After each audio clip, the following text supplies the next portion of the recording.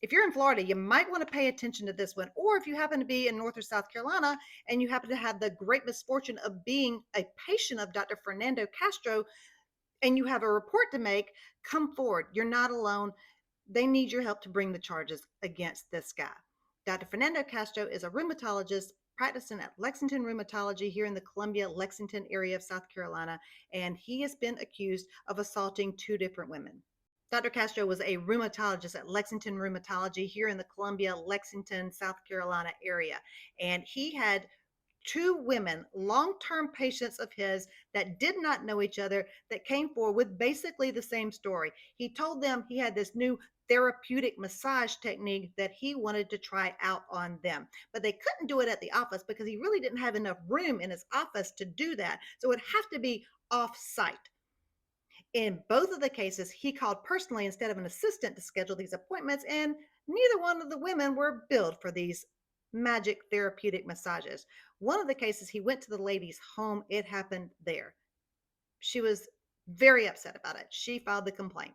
Another woman said that she didn't have him in her home. They went to a nearby motel that he rented for about 2 hours.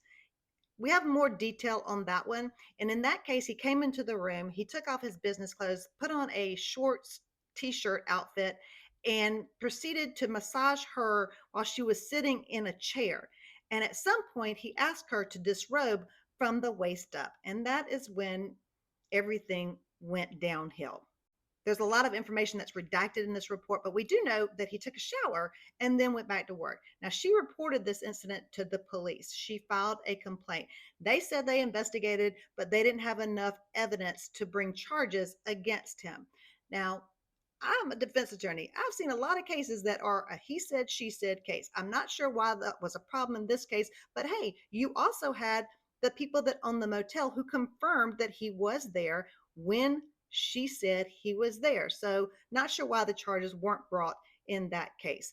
Either way, he has been suspended from practicing medicine in North and South Carolina, where he is licensed in both states. Florida, he has not been suspended there. He's licensed there. He probably needs to make some money to pay for those lawyers and the civil judgment that's probably going to come against him. So he's probably moving to Florida, and you better watch out. And if you're in North or South Carolina and you have a complaint to make about this doctor, please come forward. They need the information to bring the charges, and you're not alone.